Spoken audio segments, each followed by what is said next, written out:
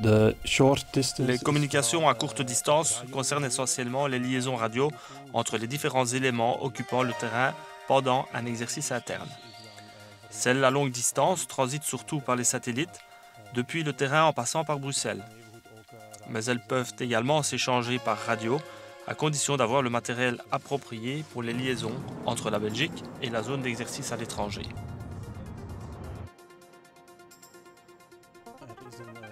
L'école CAS est basée à Petit. On y dispense aux volontaires de carrière une formation très générale étalée sur 6 semaines. Stand by to change to frequency Foxtrot 26. Over.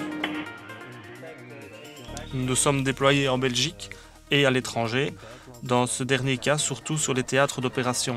J'ai entre autres servi au Kosovo et au Liban. Nous occupons le centre nerveux du battle group présent sur le terrain. Nous sommes responsables de la transmission des messages en interne et vers Bruxelles.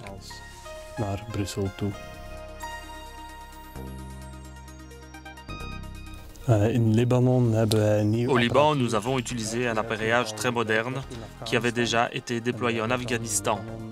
Nous avons recouru à de nouvelles fréquences pour le tester car le relief libanais est nettement différent de l'Afghanistan. Il nous a fallu 1 mois pour effectuer les tests et pour rendre le tout parfaitement opérationnel.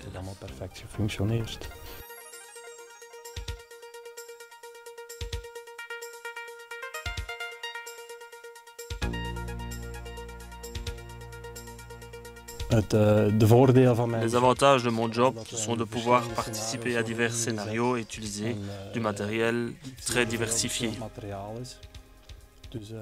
Ce n'est donc jamais monotone.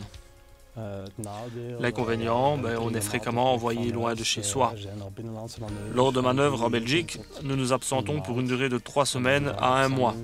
Les missions à l'étranger, quant à elles, couvrent généralement 4 mois, voire 6. C'est l'inconvénient de ce métier, mais il fait partie de la mission et je l'accomplis avec plaisir.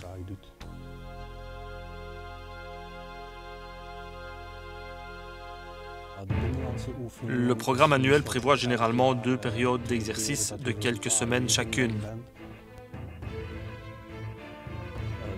Les missions à l'étranger sont moins fréquentes, habituellement tous les 2 à 3 ans, mais on est mobilisé alors pour 4 mois.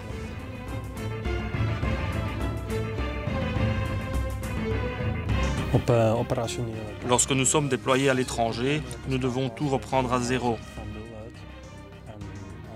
Lorsque le matériel est installé, nous entrons dans un système de rotation d'équipe.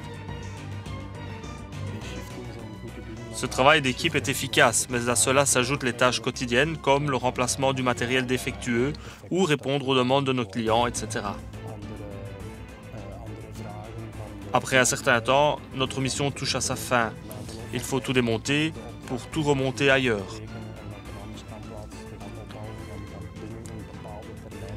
Nous devons agir dans un délai précis car l'exercice n'est évidemment pas interrompu pour nous laisser le temps de tout démonter. Nous ressentons une certaine pression, mais celle-ci diminue dès qu'un certain cap est atteint et nous retrouvons nos marges de manœuvre.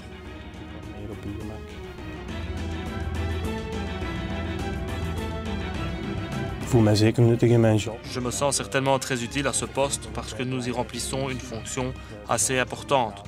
Nous assurons la communication entre les unités sur le terrain, mais également vers l'extérieur. À mes yeux, nous formons un maillon précieux de la chaîne. En dehors de la vie quotidienne, durant les exercices et les missions à l'étranger, il y a la vie à la caserne. Chez nous, ça n'est jamais monotone. Nous utilisons différentes sortes de matériel que nous devons entretenir nous-mêmes. Et nous devons maintenir un bon niveau de connaissance. C'est pourquoi nous suivons régulièrement des cours et partons pour de petits exercices pratiques pendant nos heures de service. Nous sommes encouragés à la pratique quotidienne d'un sport. Nous avons l'opportunité d'en faire chaque jour. La camaraderie est très forte au sein de notre unité parce que par rapport aux autres, nous formons un petit groupe. Tout le monde se connaît. Nous exécutons régulièrement des exercices qui s'apparentent à de la cohésion de groupe. Vraiment, la vie en caserne n'a rien de monotone.